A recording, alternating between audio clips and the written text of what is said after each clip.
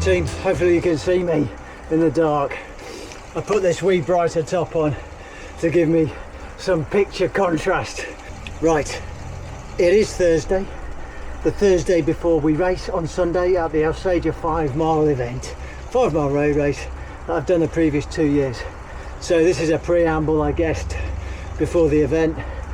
As per my previous video, I've tried to do a mini taper, if you like, and it still feels like I've got numerous aches and pains and niggles to contend with, and an overall feeling that I'm just not firing properly.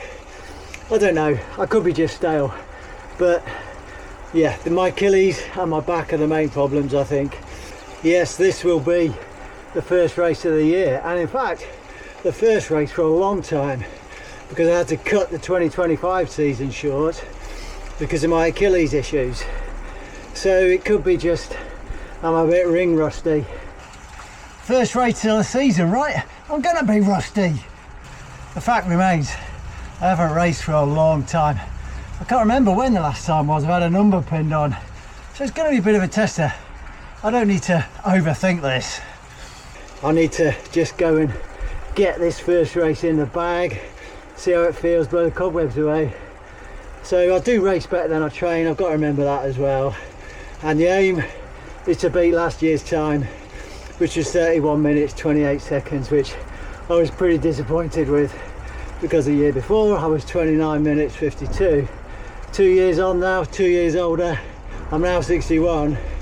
Obviously each year the decline kind of exponentially decreases and you end up getting slower and slower, so the aim is to mitigate getting slower, and at least if I can get under last year's time, which I perceive to be a poor performance, then that would be great. But quite often, you know, the brain doesn't align with the body, does it? You think something is so and your body just tells you the real harsh truth, and that's just the way it is.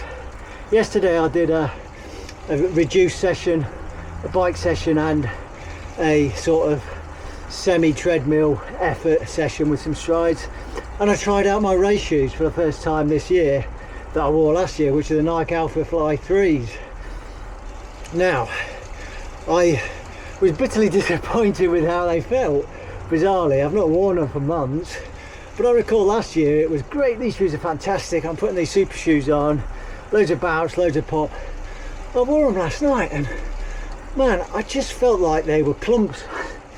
They were light, but they just felt like, I don't know, rather slappy. Didn't really feel I was getting any punch and bounce out of them. Could it be that just not wearing them and over the passage of time that they've just lost their pop? I don't know, it's bizarre, isn't it?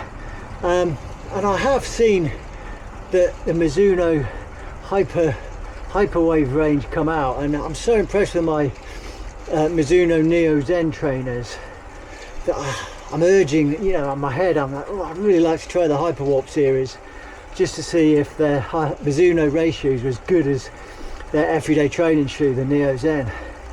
But I can't afford £200 plus, just because I think my race trainers that I've got have just worn out, even though I've only worn them a few times. I think tomorrow I'll try and do a stride session on various shoes yet again, and I'll try my Vaporfly 2s and my Alphafly 3s again, and the other option that I do have is the Adidas Pro 2 that I kind of like, but wasn't impressed with the feel and the comfort. And I can't believe at this stage, with the race shoes that I've got with so much life left in them, that I'm just not happy with them. We'll see, let's see how it goes. That's my ramble, the pre-race ramble. Not much else to say really, just carry on with the mini taper and see what the old joints can produce on Sunday at the Alsager 5. Hopefully I'll get some good footage and we'll report back. See you out there. for some fun on Sunday. Take care.